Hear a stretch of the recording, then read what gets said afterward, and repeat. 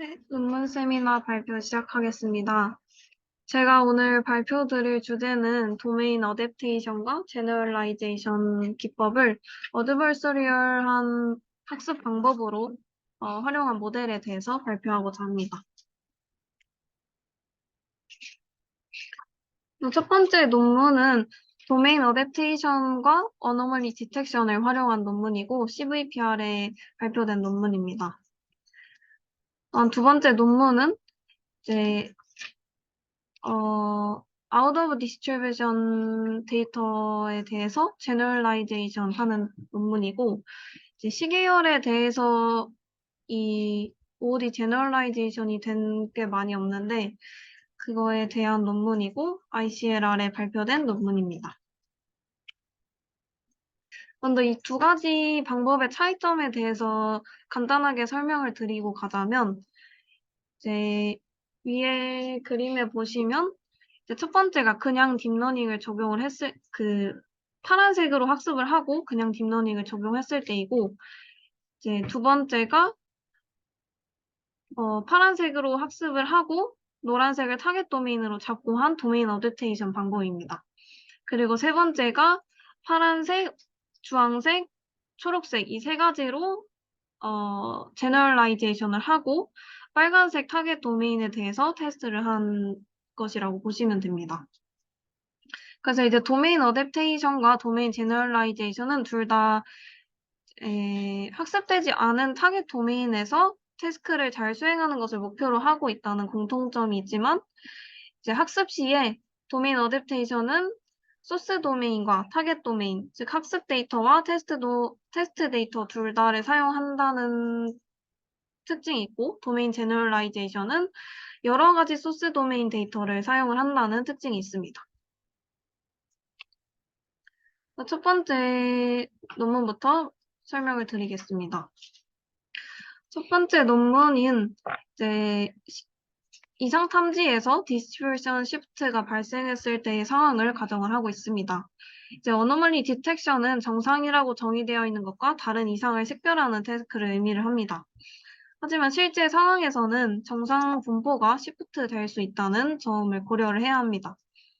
그래서 예시를 보면은 충분한 양의 엔진 타입 A가 있을 때 유사하긴 하지만 다른 엔진 타입 B에서 어노멀리 디텍션을 하고 싶을 때라는 상황이 있을 수 있고, 이때에 타겟 도메인의 정상 데이터가 부족할 수가 있으며 이 데이터를 더 수집하는 것이 비용이 많이 들고 시간적으로 소요되는 작업일 수가 있습니다.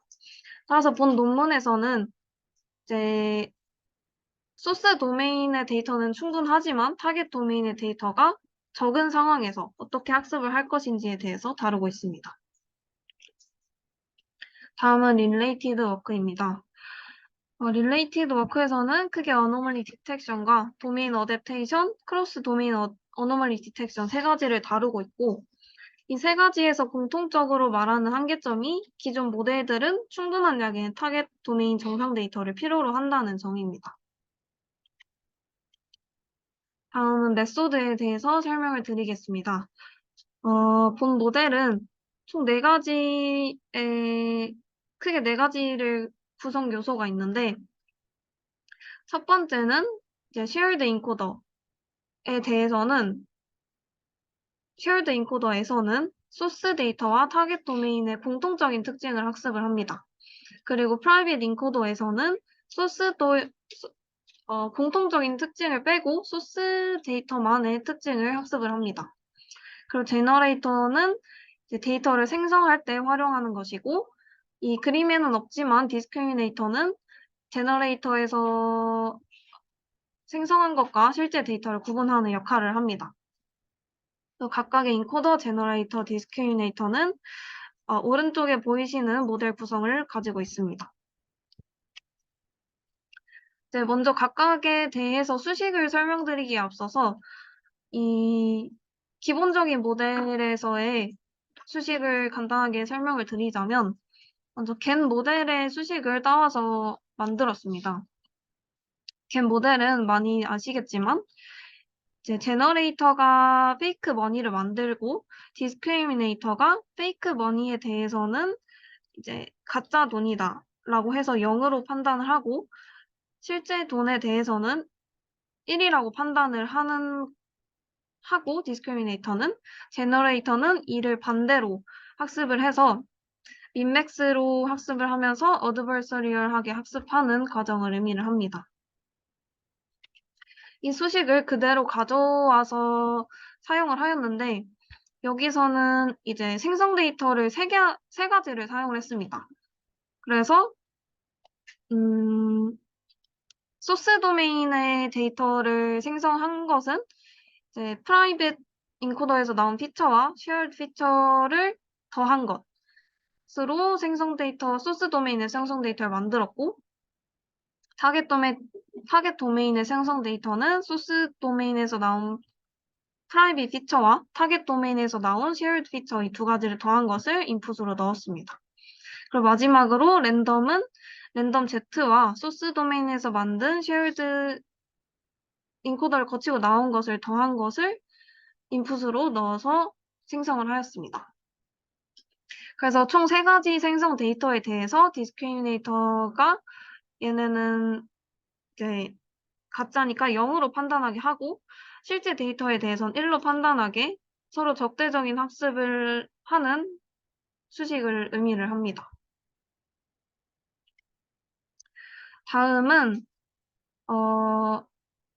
다음 수식에서는 이제 사이클 컨시스턴시 러스를 활용을 하였습니다. 이 러스는 사이클겐에서 나온 개념인데 사이클겐은 겐 모델을 사용을 할 때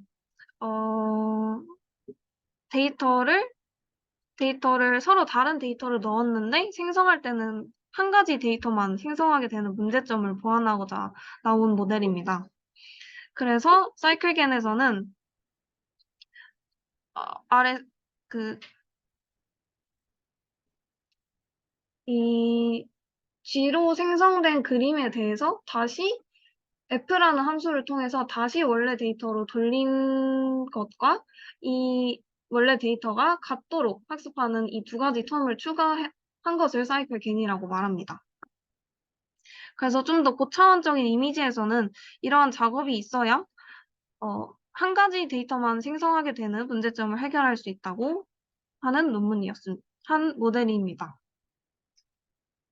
그래서 이 사이클 컨시스턴시 로스를 사용한 것이 이제 두 번째 로스 텀이고 이 세 번째 로스 텀은 둘이 유사하게 생겼지만 사이클 컨시스턴시를 사용한 것은 아니고 이제 타겟 도메인에서 나온 데이터와 소스 도메인에서 나온 데이터가 같은 서브스페이스에 있도록 하는 로스 텀을 의미를 합니다. 다음으로 네 번째 로스 텀은 이제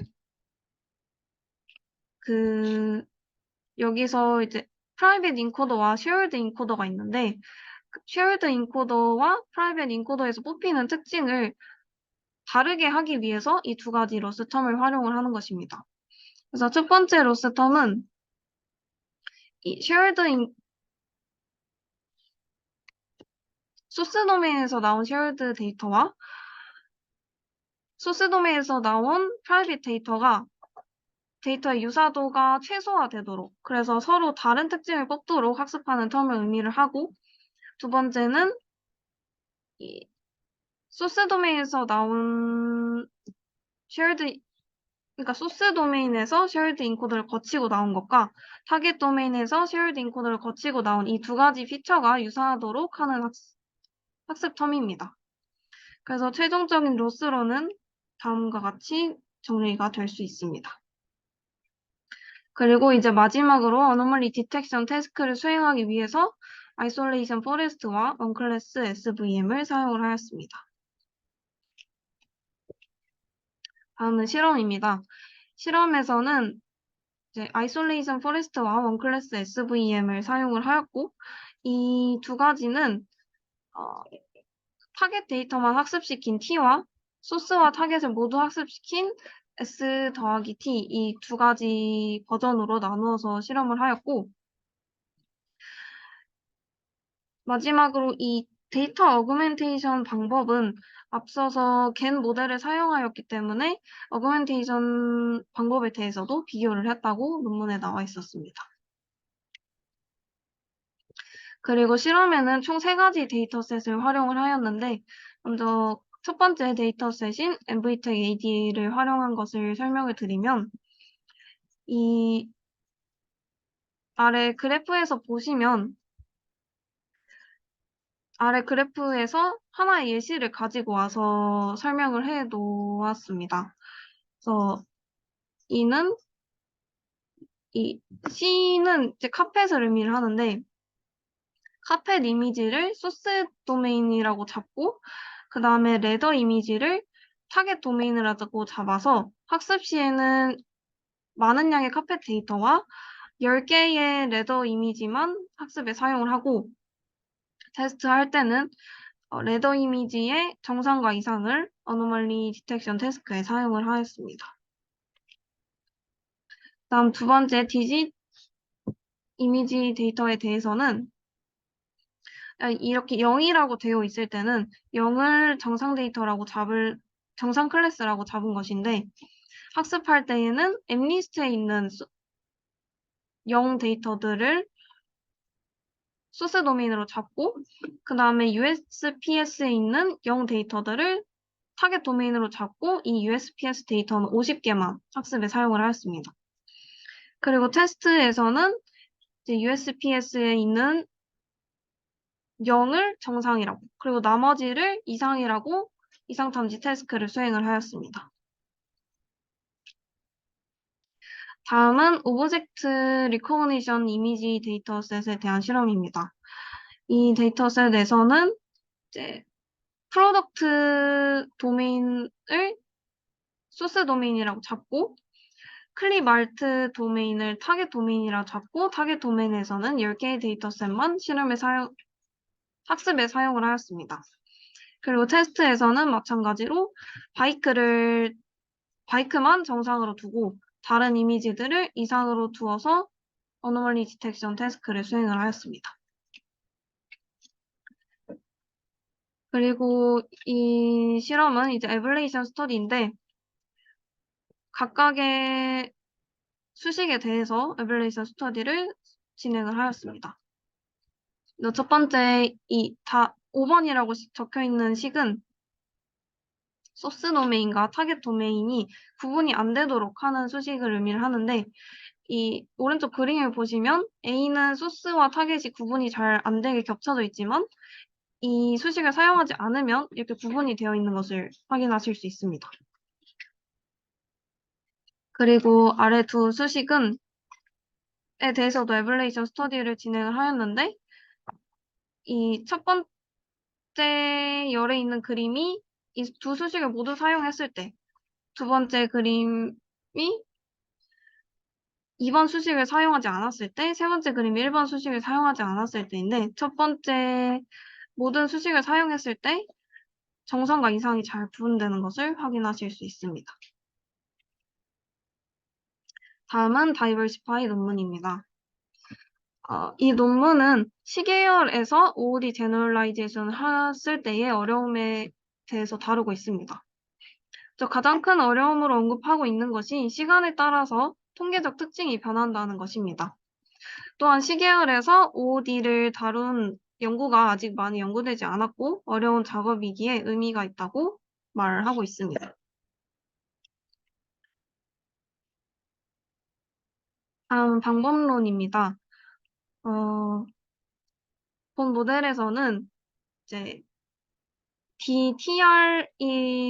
DTR이라는 트레인 데이터들로 일반화된 모델을 잘 학습해서 보지 못했던 타겟 데이터셋에서도 성능이 잘 나올 수 있는 것을 목표로 하고 있습니다.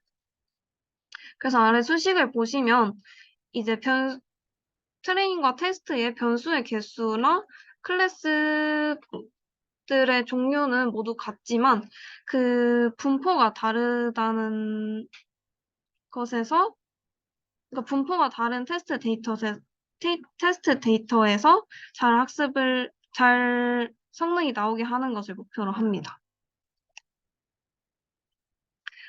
그래서 여기서는 이제 크게 두 가지 노티베이션을 다루고 있는데, 이 시계열에서 도메인 시프트와 디스트리뷰션 시프트가 있다고 말을 하고 있습니다.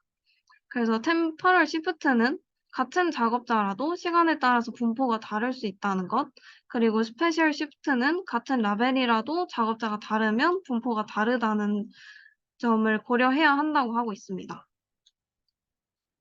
그래서 본 모델에서는 이제 하나의 데이터셋 안에서도 여러 가지 레이턴트 특징들이 있을 수 있다는 것을 고려해야 한다고 말을 하고 있습니다. 그래서 다이버시파이에는 모델은 다음과 같은 순서로 학습을 진행을 합니다.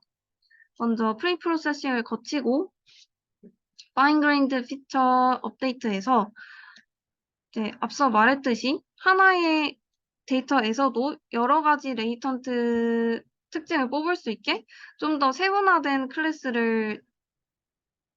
라벨을 설정하게 됩니다. 그리고 세 번째에서 레이턴트 디스트리뷰션 캐릭터라이제이션에서는 그 각각의 분포들이 좀 더 다르게 학습이 되어서 다이버시티를 증가시킬 수 있도록 학습을 하고, 네 번째에서는 이제 도메인 인베리언트한 레프레젠테이션을 학습을 하고자 합니다. 그래서 이 논문에서는 이제 제너럴라이제이션을 하기 위해서는 소스 도메인과 타겟 도메인이 이제 그러니까 가까워지는 것이 중요한데, 여기서는 하나의 데이터셋 내에서 레이턴트 특징을 세분화하면은 이러한 제너럴라이제이션 성능을 높일 수 있다고 수식적으로 증명을 하였습니다. 그래서 각각의 단계를 설명을 드리면, 첫 번째는 파인 그레인드 피처 업데이트입니다. 여기서는 pseudo 도메인 클래스 라벨을 제안을 하였고, 앞서서 기존에는 이제 C계의 클래스에 대해서 분류를 수행을 하게 되는데, 여기서는 K계의 레이턴트 디스트리뷰션 개수를 곱해서 새롭게 S계의 클래스를 만들게 됩니다. 그래서 아래 수식과 같이 도메인 클래스 라벨을 만들게 되고, 이렇게 피처 익스트랙터와 바틀넥 클래시파이어를 거친 애들과 여기서 설정한 도메인 클래스 라벨과의 크로스 엔트로피 로스를 계산함으로써 학습을 진행을 합니다. 여기서는 이제 왼쪽 그림에서 보시다시피 기존에 6개의 클래스로 나뉘던 것을 18개의 클래스로 나눈다고 보시면 될 것 같습니다. 다음 두 번째는 레이턴트 디스트리뷰션 캐릭터라이제이션입니다. 이는 하나의 데이터셋에 들어있는 레이턴트 디스트리뷰션들을 학습하고자 한 로스텀이고, 클래스 라벨로부터 도메인 라벨을 분리하기 위해 애드버서리얼 트레이닝을 사용을 하였습니다. 하지만 실제로 도메인 라벨이 주어지진 않았기 때문에 아래와 같은 수식으로 pseudo 라벨링 스트래티지를 사용을 하였습니다. 이 수식을 간단하게 설명을 드리면 각각의 피처에 대해서 소프트맥스를 계산한 값을 곱한 다음에 이를 평균 낸 것을 이제 각각 도메인의 중심이라고 둡니다. 그리고 그 중심에 가까운 것을 라벨로 삼고, 또다시 그 라벨에 대해서 피처들을 모아가지고 그것들의 평균을 구한 다음에 새롭게 중심을 다시 업데이트를 합니다. 그리고 그 중심과 다시 가까운 피처들을 통해서 라벨을 설정하게 됩니다. 그렇게 해서 이 로스텀에서는 이제 클래스 구분 없이 그러니까 레이턴트 간의 특징을 각각 학습하고자 하는 것을 목표로 하고 있습니다.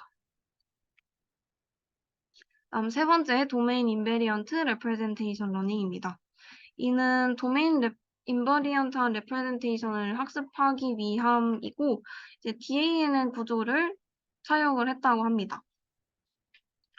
이제 DANN 구조는 이제 도메인 간의 구분이 되지 않게 하기 위해서 그레디언트 리버스 레이어를 사용을 한 것이고, 앞서서는 이제 클래스별로 구분이 되지 않게 하였다면, 여기서는 도메인별로 구분이 되지 않게 학습을 진행을 합니다.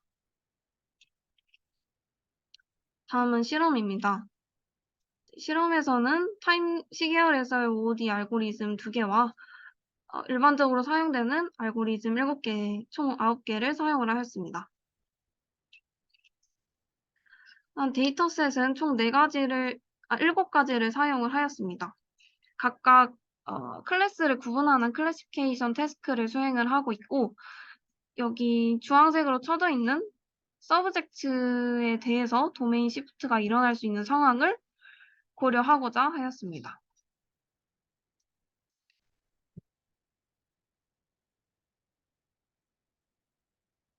그래서 이제 네 번째 이렇게 총 7가지 데이터셋이 있지만 이 HAR이라고 부르는 휴먼 액티비티 레커그니션 데이터 셋으로 구분되는 데이터셋이 다음과 같은 4가지 데이터셋이 있습니다. 이 데이터셋에 대해서는 이 4가지 제너럴라이제이션 설정을 수행을 하였는데, 첫 번째는 이제 크로스 퍼슨 제너럴라이제이션을 수행을 하였습니다. 이는 이제 피실험자들이 36명이 있다면 이를 4가지 그룹으로 나눠서 3개의 그룹은 학습에, 그리고 1개의 그룹을 테스트에 사용을 해서 제너럴라이제이션 성능을 확인한 것입니다. 그 두 번째 크로스 포지션 제너럴라이제이션은 각각의 센서가 달린 위치가 다른데 그 3가지 센서에 대해서 2개는 트레인에 1개는 테스트에 사용을 한 것입니다. 그리고 세 번째 크로스 데이터셋에서는 이제 위에 보신다시피 4가지 데이터셋이 있는데 이 4가지 데이터셋 중에 3개를 학습에 사용하고 1개를 테스트에 사용을 한 것입니다. 그리고 마지막 one person to another generalization은 기존의 첫 번째에서는 4개의 그룹으로 나눠서 사용을 했는데 마지막에서는 4명의 피실험자들을 랜덤으로 뽑고 한 명만 트레인으로 사용하고 3명을 테스트로 사용을 한 것을 의미를 합니다. 다음은 에벌레이션 스터디입니다. 에벌레이션 스터디에서는 이제 도메인 클래스 인베리언트 피처가 필요한 이유에 대해서는 피겨 A에서 설명을 하고 있고, 그리고 피겨 B에서는 이제 도메인을 구분한 라벨만 사용했을 때, 그리고 C에서는 클래스 라벨만 구분하는 것을 사용을 했을 때를 의미를 합니다. 각각을 보시면 전체를 사용한 파란색보다 성능이 떨어지는 것을 확인하실 수 있습니다.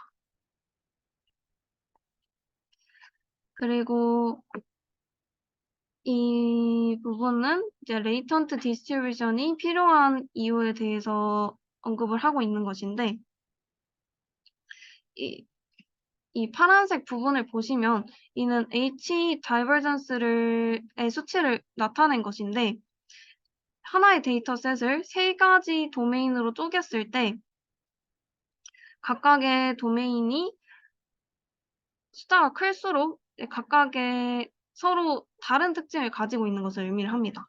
그래서 이제 논문에서 제안하고 있는 스플릿을 사용을 했을 때 각각 초기 스플릿보다 각 도메인의 이 구분되는 특징을 가지고 있음을 확인할 수 있습니다.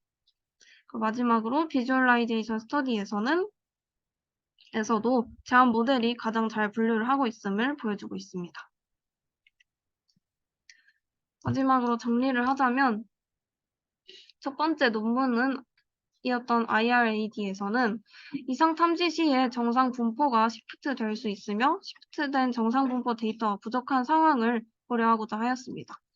그래서 Adversarial Learning을 사용해서 도메인 어댑테이션을 수행을 하였고, 두 번째 모델인 Diversify에서는 non-stationary한 특성 때문에 하나의 시계열을 하나의 분포로 간주하는 것은 도메인 인베리언트한 특성을 잘 뽑지 못하기 때문에 하나의 시계열을 다양한 분포로 간주해 OOD 제너럴라이제이션 성능을 향상시켰습니다. 그리고 Adversarial Learning을 통해서 도메인 인베리언트 하면서 클래스 스페시픽한 표현을 추출할 수 있었다고 하고 있습니다. 네, 이상으로 발표를 마치겠습니다.